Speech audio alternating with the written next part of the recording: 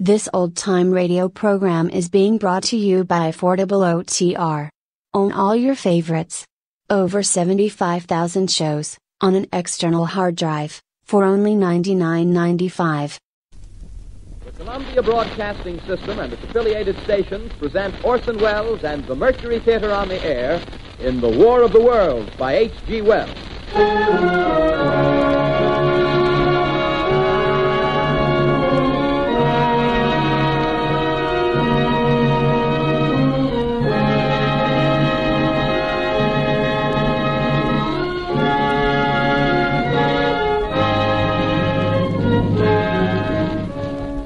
Ladies and gentlemen, the director of the Mercury Theatre and star of these broadcasts, Orson Welles. We know now that in the early years of the 20th century, this world was being watched closely by intelligences greater than man's, and yet as mortal as his own. We know now that as human beings busied themselves about their various concerns, they were scrutinized and studied, perhaps almost as narrowly as a man with a microscope might scrutinize the transient creatures that swarm and multiply in a drop of water.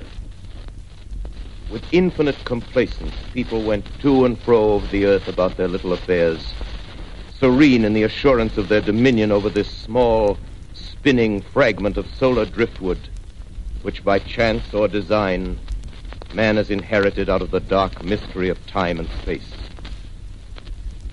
Yet across an immense ethereal gulf, minds that are to our minds as ours are to the beasts in the jungle, intellects, vast, cool, and unsympathetic, regarded this earth with envious eyes and slowly and surely drew their plans against us.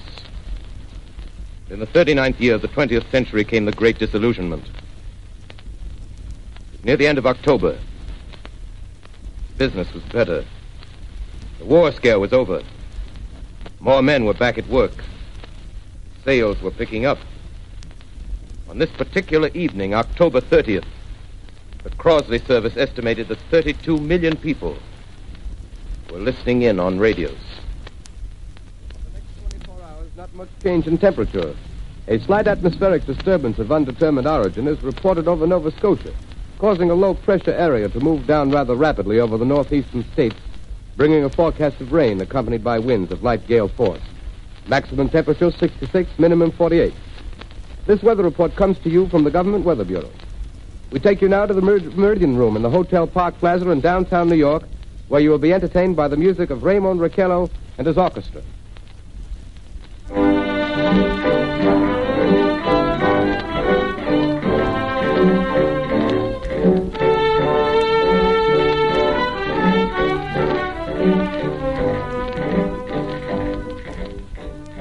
Good evening, ladies and gentlemen.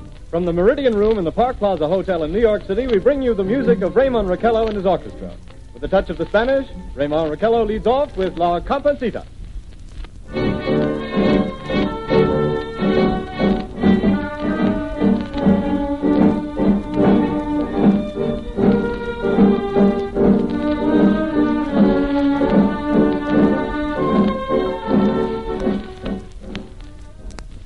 Ladies and gentlemen, we interrupt our program of dance music to bring you a special bulletin from the Intercontinental Radio News. At 20 minutes before 8 Central Time, Professor Farrell of the Mount Jennings Observatory, Chicago, Illinois, reports observing several explosions of incandescent gas occurring at regular intervals on the planet Mars. The spectroscope indicates the gas to be hydrogen and moving toward the Earth with enormous velocity. Professor Pearson of the observatory at Princeton confirms Farrell's observation and describes the phenomenon as, quote, like a jet of blue flame shot from a gun, unquote. We now return you to the music of Raymond Raquello, playing for you in the Meridian Room of the Park Plaza Hotel, situated in downtown New York.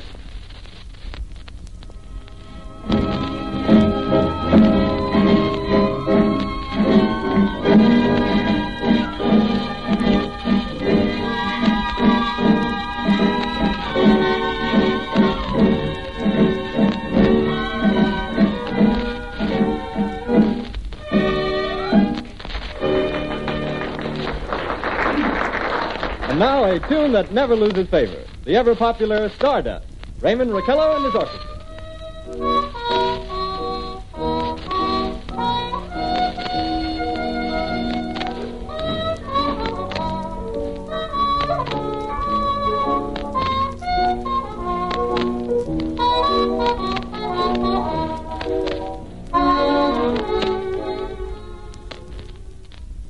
Ladies and gentlemen, following on the news given in our bulletin a moment ago, the Government Meteorological Bureau has requested the large observatories of the country to keep an astronomical watch on any further disturbances occurring on the planet Mars. Due to the unusual nature of this occurrence, we have arranged an interview with the noted astronomer, Professor Pearson, who will give us his views on this event. In a few moments, we will take you to the Princeton Observatory at Princeton, New Jersey. We return you until then to the music of Ramon Raquello and his orchestra.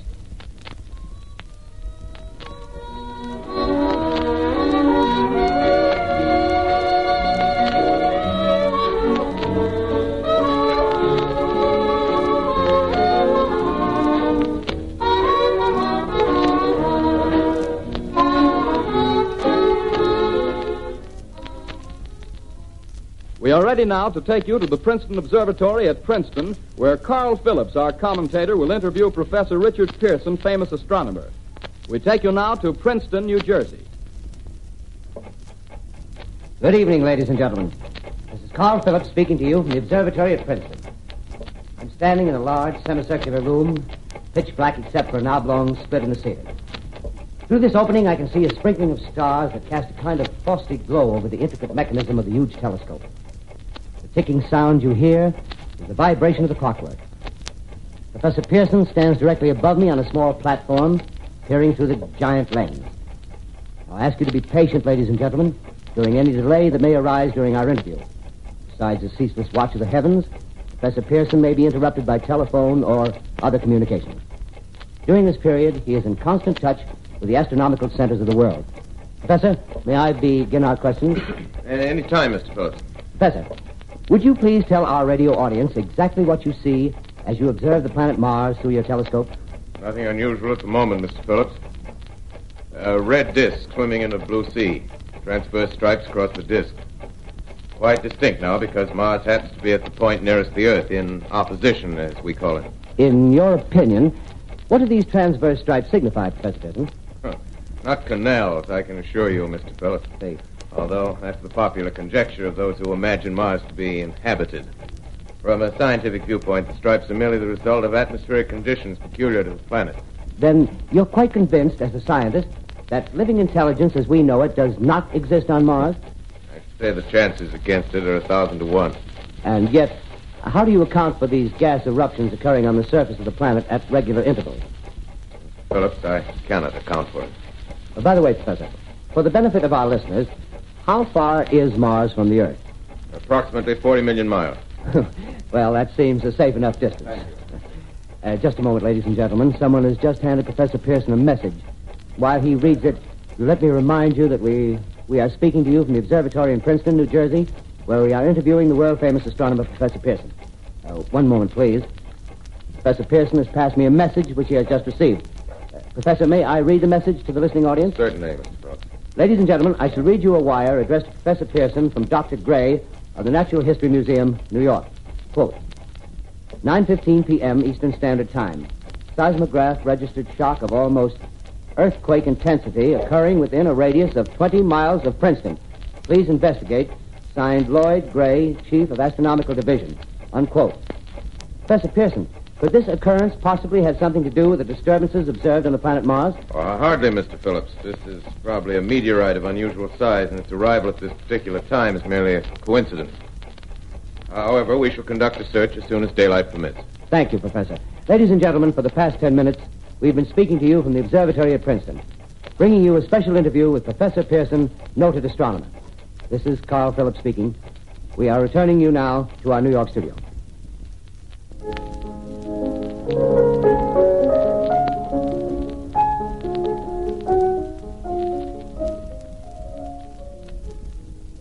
Ladies and gentlemen, here is the latest bulletin from the Intercontinental Radio News.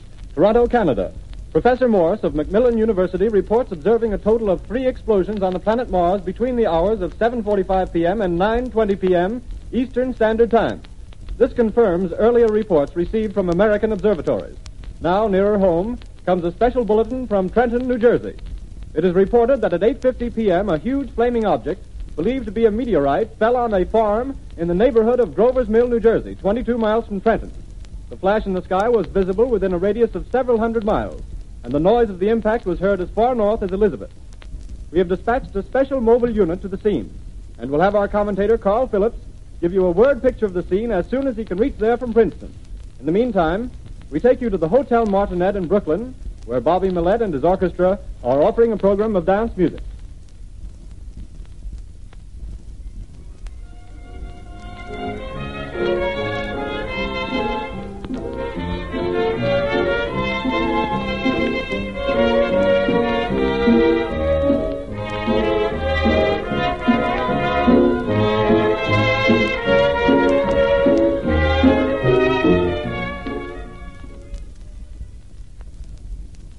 We take you now to Grover's Mill, New Jersey.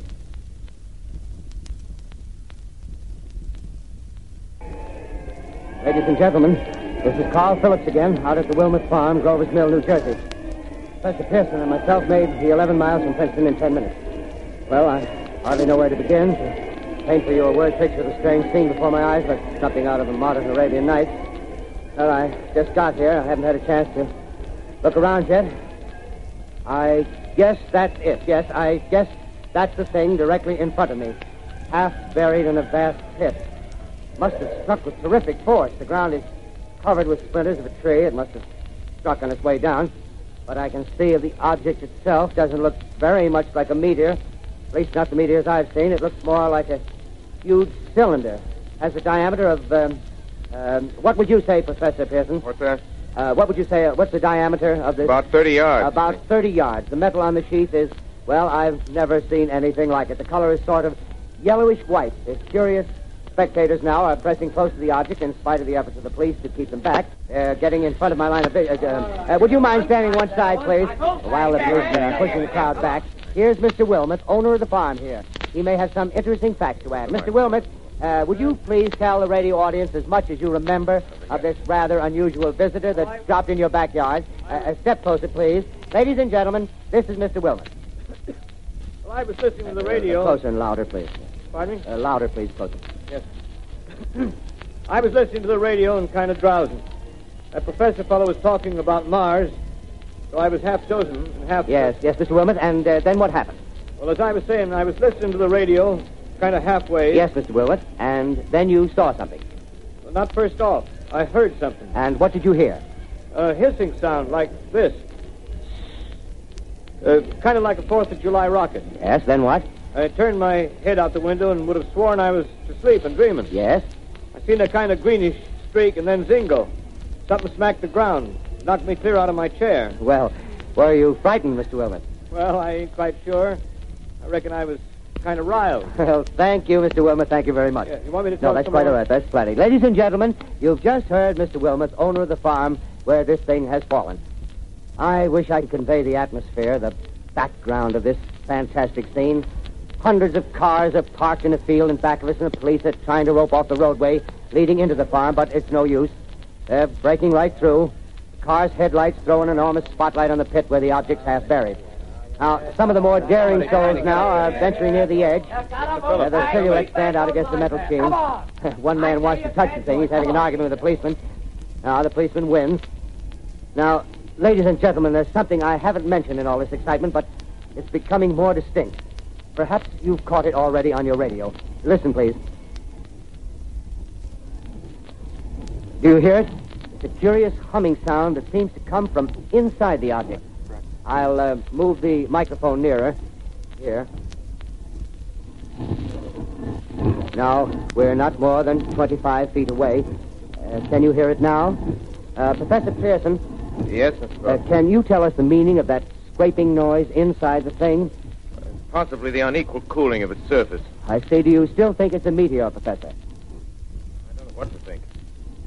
The metal casing is definitely extraterrestrial.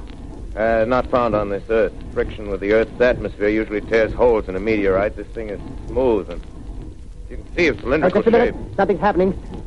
Ladies and gentlemen, this is terrific. This end of the thing is beginning to flake off. The top is beginning to rotate like a screw, and the thing must be hollow. He's moving. Keep back there. Keep back there. Keep those men back. Keep back there. Keep those idiots back.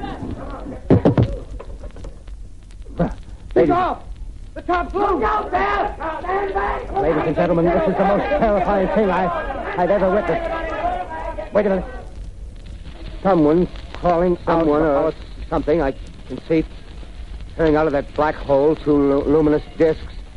The eyes, it might be a face, might be almost... Good heavens, something wriggling out of the shadow like a gray snake. Now it's another one, and another one, and another one.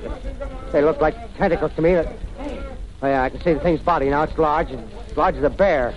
It glistens like wet leather, but that face, ladies and gentlemen, it's indescribable. I can hardly force myself to keep looking at it. It's so awful. The eyes are black, and they gleam like a serpent. The mouth is kind of V-shaped with saliva dripping from its rimless lips. It seemed to quiver and pulsate, and the monster, or whatever it is, can hardly move. It seems weighed down by possibly gravity or something. The thing's rising up now, and the crowd falls back. They've seen plenty. The most extraordinary experience, ladies and gentlemen. I can't find words.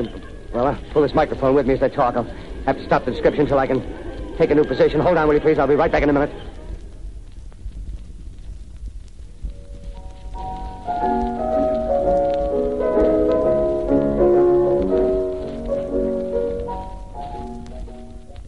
We are bringing you an eyewitness account of what's happening on the Wilmouth Farm, Grover's Mill, New Jersey.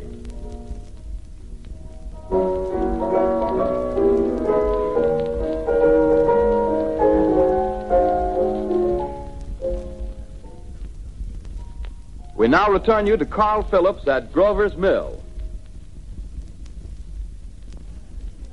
Ladies and gentlemen, am I on? Ladies and gentlemen, here I am, back of a stone wall that adjoins Mr. Wilmot's garden. From here, I get a sweep of the whole scene.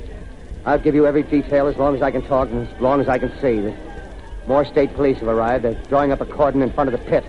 About 30 of them. No need to push the crowd back now. They're willing to keep their distance. The captain's conferring with someone. Can't quite see who.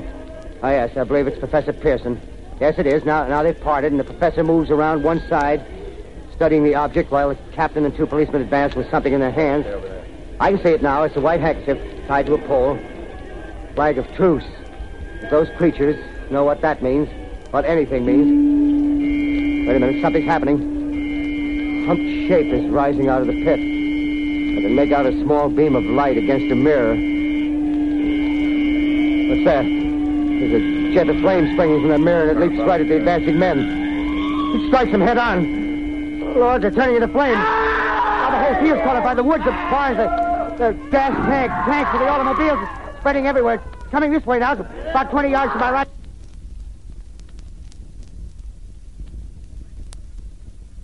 Ladies and gentlemen, due to circumstances beyond our control, we are unable to continue the broadcast from Grover's Mill.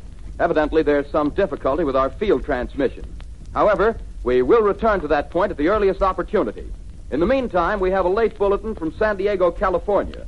Professor Indelkoffer, speaking at a dinner of the California Astronomical Society, expressed the opinion that the explosions on Mars are undoubtedly nothing more than severe volcanic disturbances on the surface of the planet.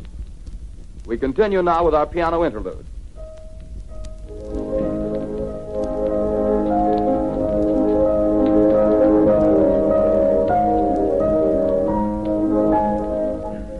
Ladies and gentlemen, I've just been handed a message that came in from Grover's Mill by telephone. Just one moment, please. At least 40 people, including 6 state troopers, lie dead in a field east of the village of Grover's Mill. Their bodies burned and distorted beyond all possible recognition. The next voice you hear will be that of Brigadier General Montgomery Smith, commander of the state militia at Trenton, New Jersey. I have been requested by the governor of New Jersey to place the counties of Mercer and Middlesex as far west as Princeton and east to Jamesburg under martial law. No one will be permitted to enter this area except by special pass issued by state or military authorities. 4 companies of state militia are proceeding from Trenton to Grover's Mill and will aid in the evacuation of homes within the range of military operations. Thank you. You have just been listening to General Montgomery Smith, commanding the state militia at Trenton. In the meantime, further details of the catastrophe at Grover's Mill are coming in. The strange creatures, after unleashing their deadly assault, crawled back in their pit and made no attempt to prevent the efforts of the firemen to recover the bodies and extinguish the fire. The combined fire departments of Mercer County are fighting the flames which menace the entire countryside. We have been unable to establish any contact with our mobile unit at Grover's Mill, but we hope to be able to return you there at the earliest possible moment. In the meantime, we take you to... Just one moment, please. Ladies and gentlemen, I have just been informed that we have finally established communication with an eyewitness of the tragedy. Professor Pearson has been located at a farmhouse near Grover's Mill, where he has established an emergency observation post. As a scientist, he will give you his explanation of the calamity. The next voice you hear will be that of Professor Pearson, brought to you by direct wire. Professor Pearson. Of the creatures in the rocket cylinder at Grover's Mill, I can give you no authoritative information, either as to their nature, their origin, or their purposes here on Earth. Of their destructive instrument, I might venture some conjectural explanation. For want of a better term, I shall refer to the mysterious weapon as a heat ray. It's all too evident that these creatures have scientific knowledge far in advance of our own. It's my guess that in some way they are able to generate an intense heat in a chamber of practically absolute non-conductivity. This intense heat they project in a parallel beam against any object they choose by means of a polished parabolic mirror of unknown composition, much as the mirror of a lighthouse projects a beam of light. That is my conjecture of the origin of the heat ray. Thank you, Professor Pearson. Ladies and gentlemen, here is a bulletin from Trenton. It is a brief statement informing us that the charred body of Carl Phillips has been identified in a Trenton hospital. Now, here's another bulletin from Washington, D.C. The Office of the Director of the National Red Cross reports 10 units of Red Cross emergency workers have been assigned to the headquarters of the state militia, stationed outside of Grover's Mill, New Jersey. Here's a bulletin from State Police, Princeton Junction. The fires at Grover's Mill and vicinity are now under control. Scouts report all quiet in the pit, and there is no sign of life appearing from the mouth of the cylinder. Now, ladies and gentlemen, we have a special statement from Mr. Harry McDonald, Vice President in charge of operations. We have received a request from the State Militia of Trenton to place at their disposal our entire broadcasting facilities. In view of the gravity of the situation, and believing that radio has a responsibility to serve in the public interest at all times, we are turning over our facilities to the State Militia at Trenton. We take you now to the field headquarters of the state militia near Grover's Mill, New Jersey. This is Captain Lansing of the Signal Corps, attached to the state militia, now engaged in military operations in the vicinity of Grover's Mill. Situation arising from the reported presence of certain individuals of unidentified nature is now under complete control. The cylindrical object, which lies in a pit directly below our position, surrounded on all sides by 8 battalions of infantry, without heavy field pieces, but adequately armed with rifles and machine guns.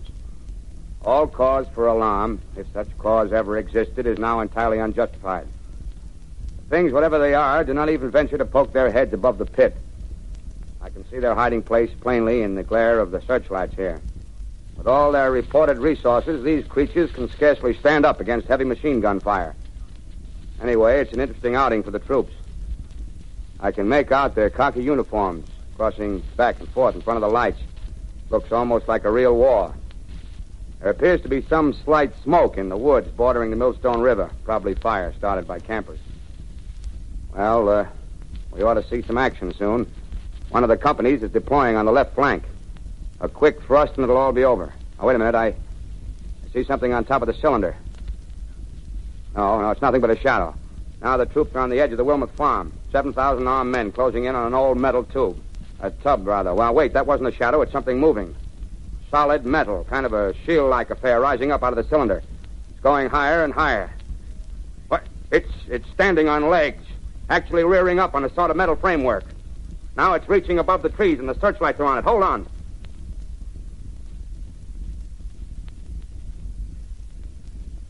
Ladies and gentlemen, I have a grave announcement to make. Incredible as it may seem, both the observations of science and the evidence of our eyes lead to the inescapable assumption that those strange beings who landed in the Jersey farmlands tonight are the vanguard of an invading army from the planet Mars. The battle which took place tonight at Grover Mills has ended in one of the most startling defeats ever suffered by an army in modern times. 7,000 men armed with rifles and machine guns pitted against a single fighting machine of the invaders from Mars. 120 known survivors. The rest strewn over the battle area from Grover's Mill to Plainsboro, crushed and trampled to death under the metal feet of the monster, or burned to cinders by its heat ray. The monster is now in control of the middle section of New Jersey and has effectively cut the state through its center. Communication lines are down from Pennsylvania to the Atlantic Ocean. Railroad tracks are torn and service from New York to Philadelphia discontinued, except routing some of the trains through Allerton and Phoenixville. Highways to the north, south, and west are clogged with frantic human traffic. Police and army reserves are unable to control the mad flight. By morning, the fugitives will have swelled Philadelphia, Camden, and Trenton. It is estimated to twice their normal population. Martial law prevails throughout New Jersey and eastern Pennsylvania. At this time, we take you to Washington for a special broadcast on the national emergency. The Secretary of the Interior. Citizens of the nation, I shall not try to conceal the gravity of the situation that confronts the country, nor the concern of your government in protecting the lives and property of its people. However, I wish to impress upon you, private citizens and public officials, all of you, the urgent need of calm and resourceful action. Fortunately, this formidable enemy is still confined to a comparatively small area, and we may place our faith in the military forces to keep them there. In the meantime, placing our faith in God, we must continue the performance of our duties, each and every one of us, so that we may confront this destructive adversary with a nation united, courageous, and consecrated to the preservation of human supremacy on this earth. I thank you. You have just heard the Secretary of the Interior speaking from Washington. Bulletins too numerous to read are piling up in the studio here. We're informed that the central portion of New Jersey is blacked out from radio communication due to the effect of the heat ray upon power lines and electrical equipment. Here's a special bulletin in New York. Cables have been received from English, French, and German scientific bodies offering assistance. Astronomers report continued gas outbursts at regular intervals on the planet Mars. The majority voiced the opinion that the enemy will be reinforced by additional rocket machines. There have been several attempts made to locate Professor Pearson of Princeton, who has observed Martians at close range. It is feared he was lost in the recent battle. Langham Field, Virginia. Scouting planes report 3 Martian machines visible above treetops, moving north toward Somerville with population fleeing ahead of them. The heat ray is not in use, although advancing at express train speed. Invaders pick their way carefully. They seem to be making a conscious effort to avoid destruction of cities and countryside. However, they stop to uproot power lines, bridges, and railroad tracks. Their apparent objective is to crush resistance, paralyze communication, and disorganize human society. Here is a bulletin from Basking Ridge, New Jersey. Coon hunters have stumbled on a second cylinder similar to the first, embedded in the great swamp 20 miles south of Morristown. Army field pieces are proceeding from Newark to blow up the second invading unit before the cylinder can be opened and the fighting machine rigged. They are taking up a position in the foothills of Watchung Mountains. Another bulletin from Langham Field, Virginia. Scouting planes report enemy machines, now 3 in number, increasing speed northward, kicking over houses and trees in their evident haste to form a conjunction with their allies south of Morristown. Machines also sighted by telephone operator east of Middlesex within 10 miles of Plainfield. Here's a bulletin from Winston Field, Long Island. A fleet of army bombers carrying heavy explosive flying north in pursuit of enemy. Scouting planes act as guides. They keep the speeding enemy in sight. Just a moment, please, ladies and gentlemen. We've run special wires to the artillery line in adjacent villages to give you direct reports in the zone of the advancing enemy. First, we take you to the battery of the 22nd Field Artillery, located in the Watchung Mountains. Range 32 meters. 32 meters. Projection 39 degrees. 39 degrees.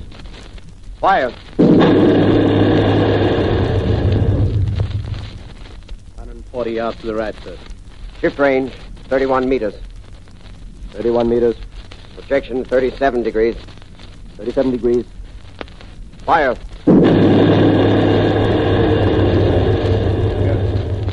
Hit, sir. Got the tripod of one of them. They've stopped. The others are trying to repair it. Quick, get the range. Shift 30 meters. 30 meters. Projection 27 degrees. 27 degrees. Fire.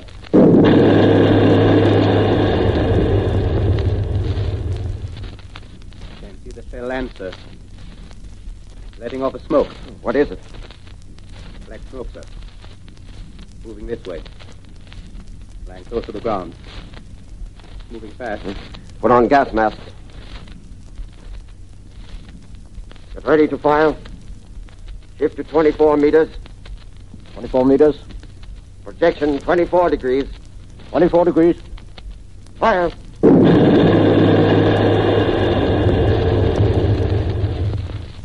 Still can't see, sir. Smoke's coming nearer. Get the range. 30 feet. Meters. 23 meters. 23 meters. 22 degrees. 22 degrees.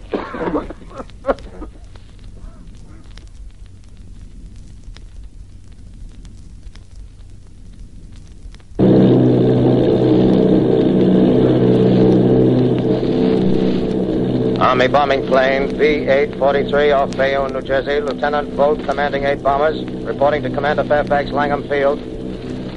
This is Volt reporting to Commander Fairfax, Langham Field. Enemy tripod machines now in sight. Reinforced by 3 machines from the Morristown cylinder. 6 altogether. 1 machine partially crippled. Believed hit by shell from Army gun in Watchung Mountains.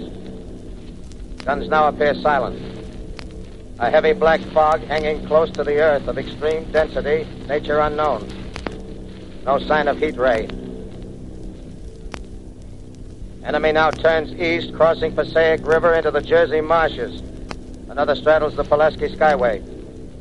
Evident objective is New York City. They're pushing down a high-tension power station. The machines are close together now, and we're ready to attack. Planes circling, ready to strike. 1,000 yards, and we'll be over the first.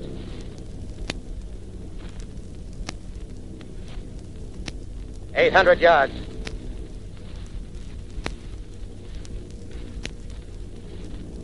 $600.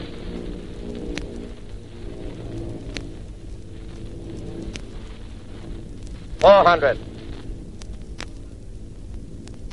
200. There they go. The giant arm raised. Green flash. They're spraying us with flame. 2,000 feet. Engines are giving out. No chance to release bombs. Only one thing left. Drop on them, plane and all. We're diving on the first one.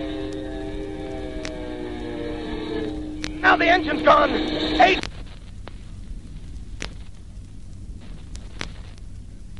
This is Bayonne, New Jersey, calling Langham Field. This is Bayonne, New Jersey, calling Langham Field. Come in, please. This is Langham Field. Go ahead. 8 Army bombers in engagement with enemy tripod machines over Jersey Flats. Engines incapacitated by heat ray. All crashed. 1 enemy machine destroyed. Enemy now discharging heavy black smoke in direction of... Newark, New Jersey. This is Newark, New Jersey. Warning. Poisonous black smoke pouring in from Jersey marshes. Reach at South Street. Gas masks useless. Urge population to move into open spaces. Automobiles use routes 7, 23, 24. Avoid congested areas. Smoke now spreading over Raymond Boulevard.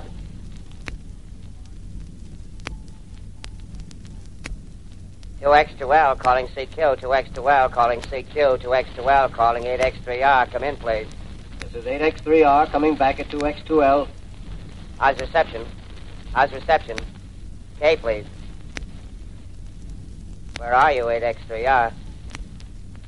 What's the matter? Where are you?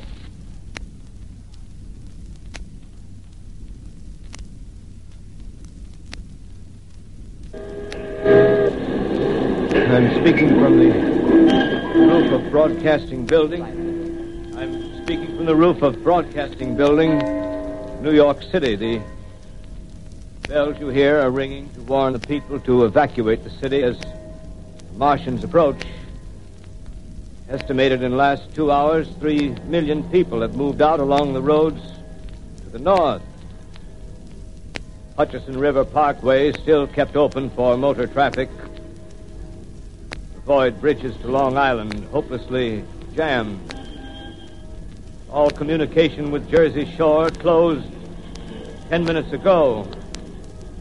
No more defenses. Our army is wiped out.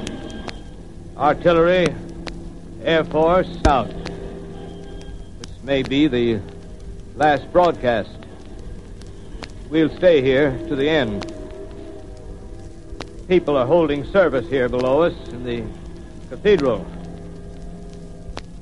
Now I look down the harbor, all manner of boats, overloaded with fleeing population pulling out from docks.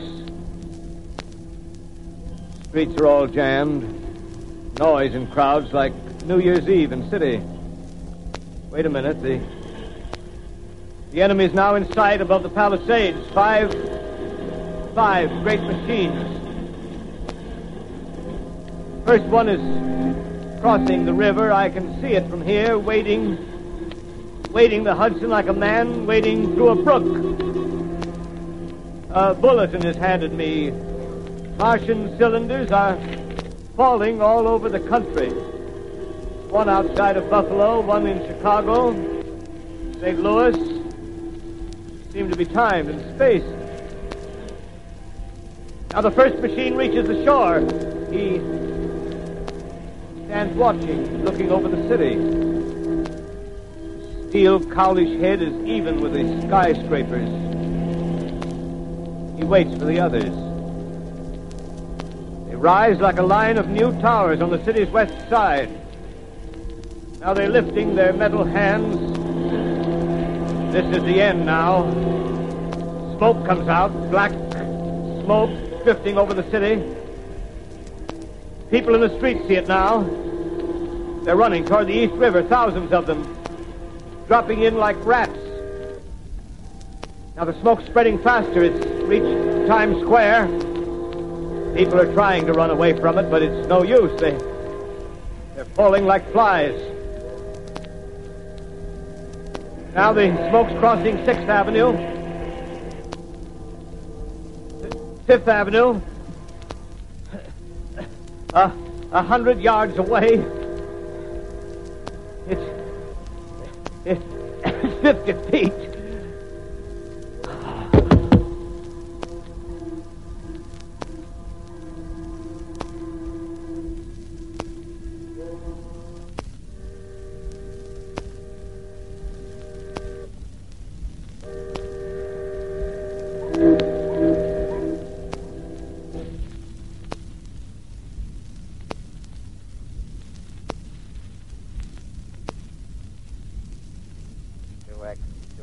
Calling say Q. 2X2L calling say Q. 2X2L calling say Q, New York. Isn't there anyone on the air? Isn't there anyone on the air? Isn't there anyone? 2X2L.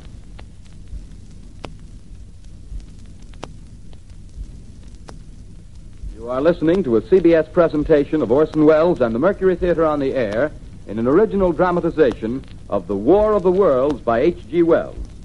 The performance will continue after a brief intermission. This is the Columbia Broadcasting System. The War of the Worlds by H.G. Wells, starring Orson Welles and the Mercury Theatre on the Air.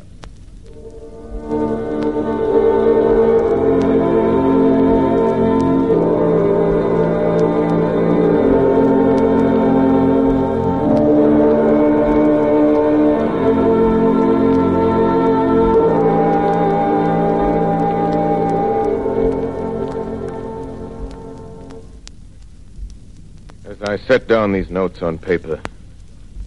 I'm obsessed by the thought that I may be the last living man on Earth. I've been hiding in this empty house near Grover's Mill. A small island of daylight cut off. All that happened before the arrival of the world now seems part of another life. A life that has no continuity with the present. Furtive existence of the lonely derelict who pencils these words on the back of some astronomical notes bearing the signature of Richard Pearson.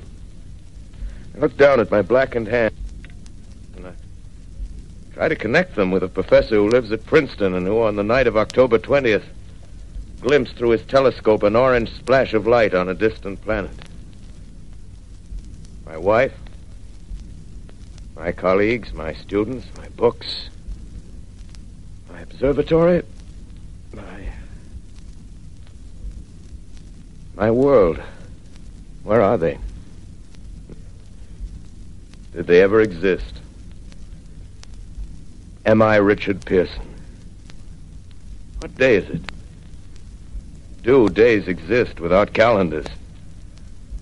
Does time pass when there are no human hands left to wind the clocks? In writing down my daily life, I tell myself I shall preserve human history between the dark covers of this little book that was meant to record the movements of the stars. But to write, I must live, and to live, I must eat. Find moldy bread in the kitchen and an orange not too spoiled to swallow. Keep watch at the window. Time to time, I catch sight of a Martian above the black smoke. The smoke still holds the house in its black coil, but at length there's a hissing sound, and suddenly I see a Martian mounted on his machine, spraying the air with a jet of steam as if to dissipate the smoke. I watch in a corner as his huge metal legs nearly brush against the house. Exhausted by terror, I fall asleep. Morning. Morning. Sun streams in the window. The black cloud of gas is lifted, and the scorched meadows to the north look as though a black snowstorm had passed over them. I venture from the house. I make my way to a road, no traffic. Here and there, a wrecked car, baggage overturned, a blackened skeleton. Push on north. For some reason, I feel safer trailing these monsters than running away from them. And I keep a careful watch. I've seen the Martians feed. Should one of their machines appear over the top of trees, I'm ready to fling myself flat on the earth. I come to a chestnut tree. October. Chestnuts are ripe. Fill my pockets. I must keep alive. 2 days I wander in a vague northerly direction through a desolate world. Finally, I notice a living creature. A small red squirrel in a beech tree. I stare at him and wonder. He stares back at me.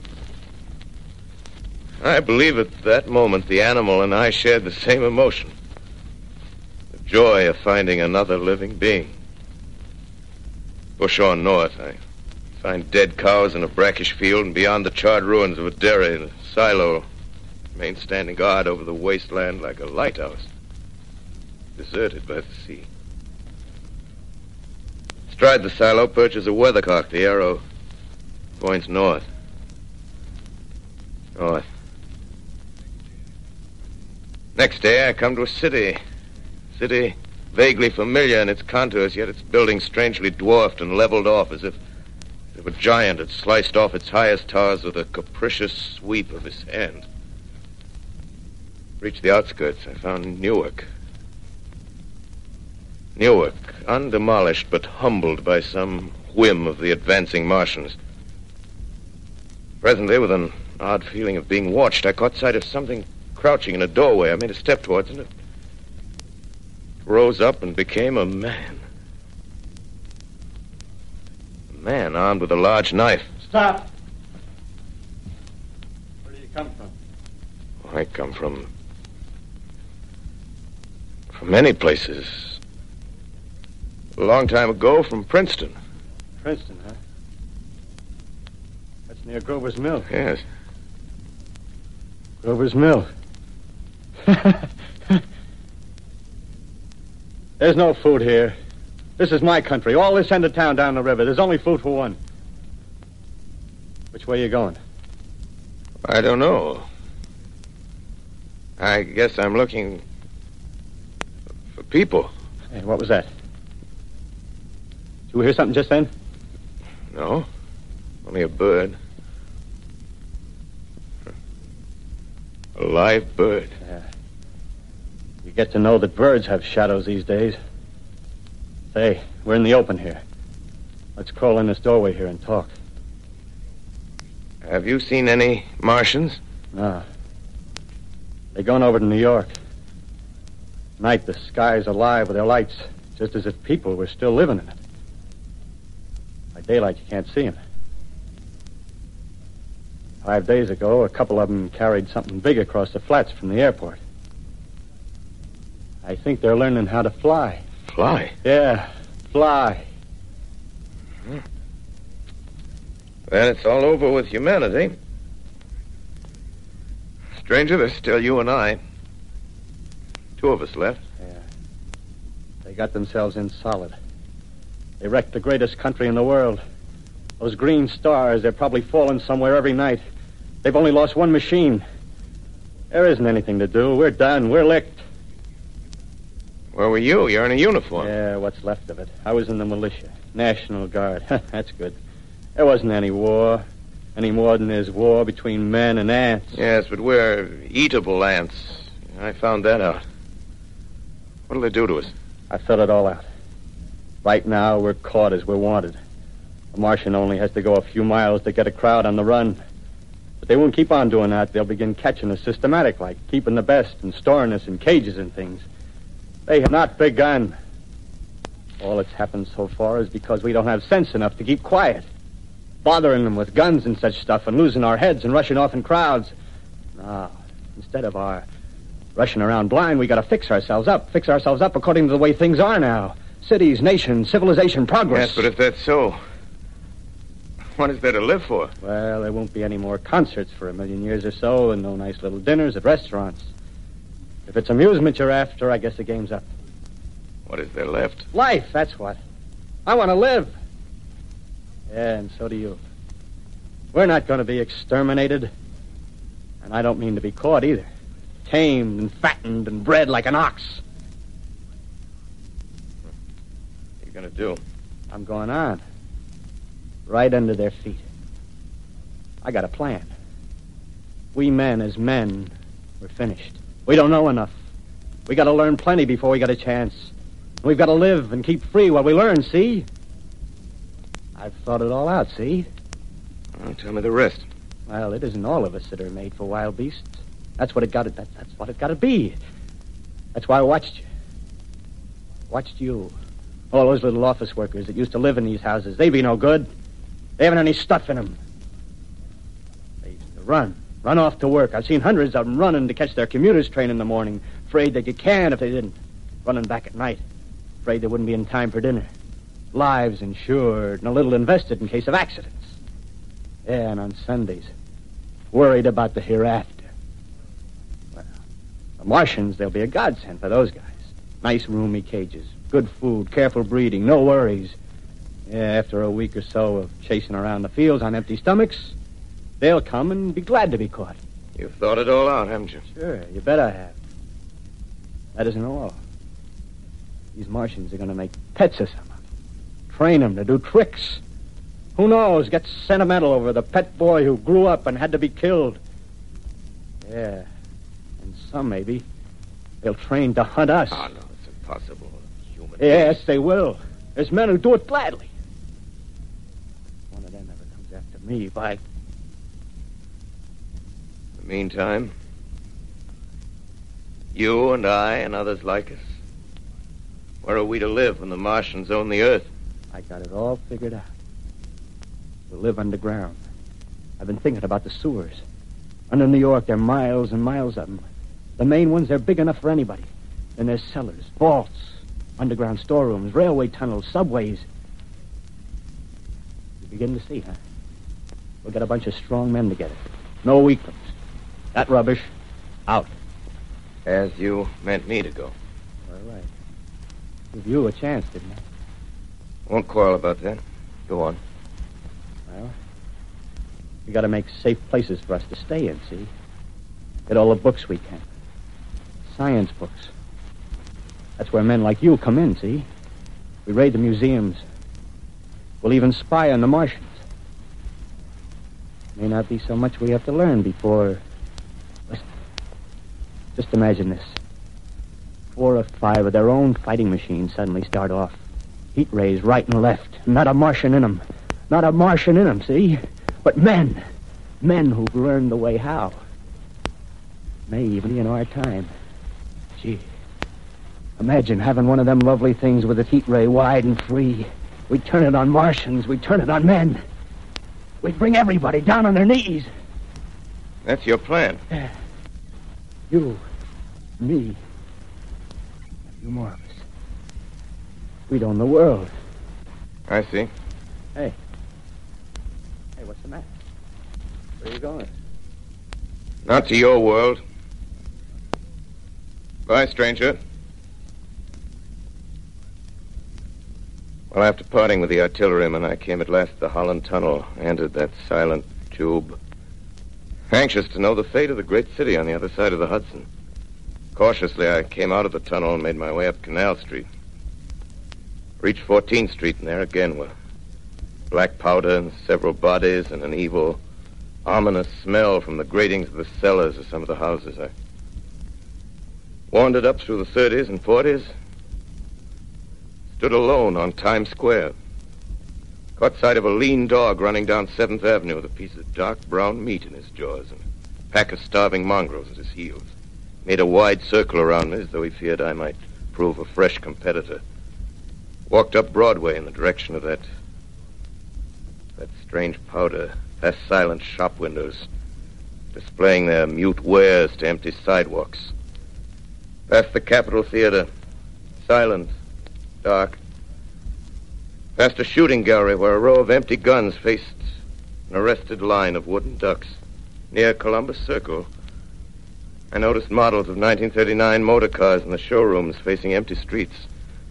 Over the top of the General Motors building, I watched a flock of black birds circling in the sky. Hurried on.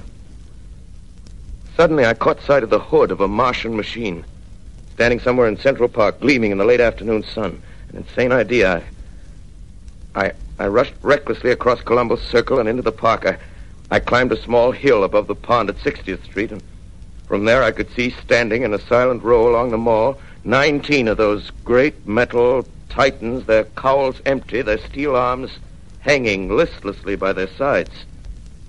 I looked in vain for the monsters that inhabit those machines.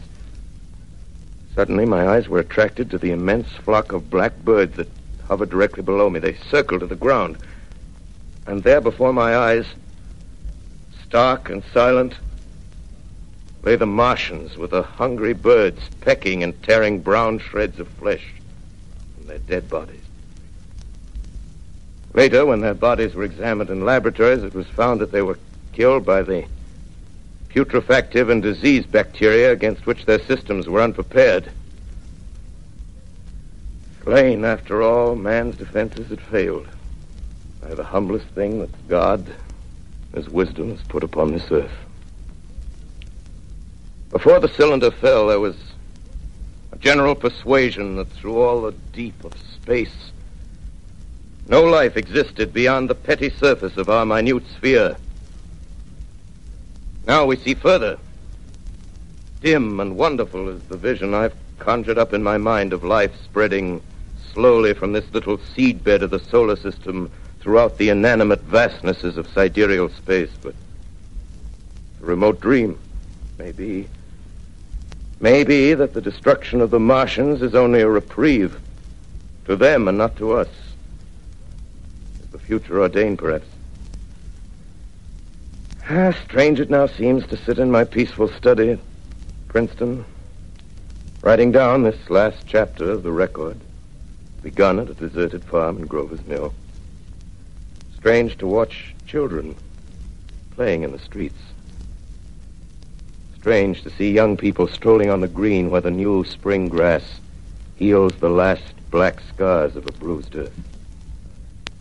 Strange to watch the sightseers enter the museum where the disassembled parts of a Martian machine are kept on public view.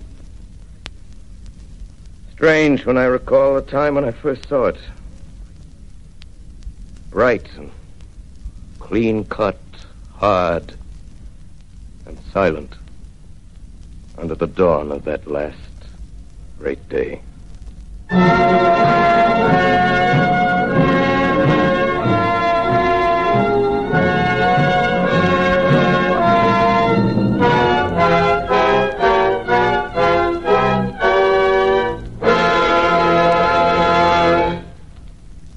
This is Orson Welles, ladies and gentlemen.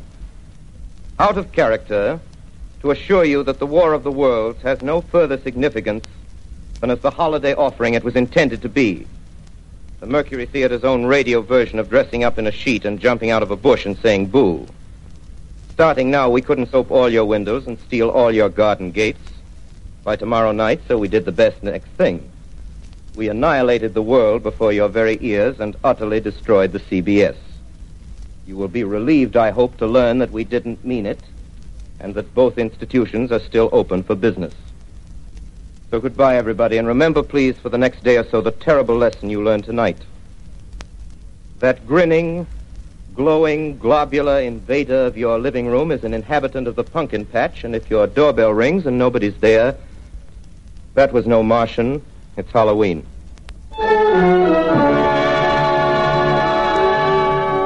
Tonight, the Columbia Broadcasting System and its affiliated stations coast to coast has brought you The War of the World by H.G. Wells, the 17th in its weekly series of dramatic broadcasts featuring Orson Welles and the Mercury Theatre on the air. Next week, we present a dramatization of 3 famous short stories. This is the Columbia Broadcasting System.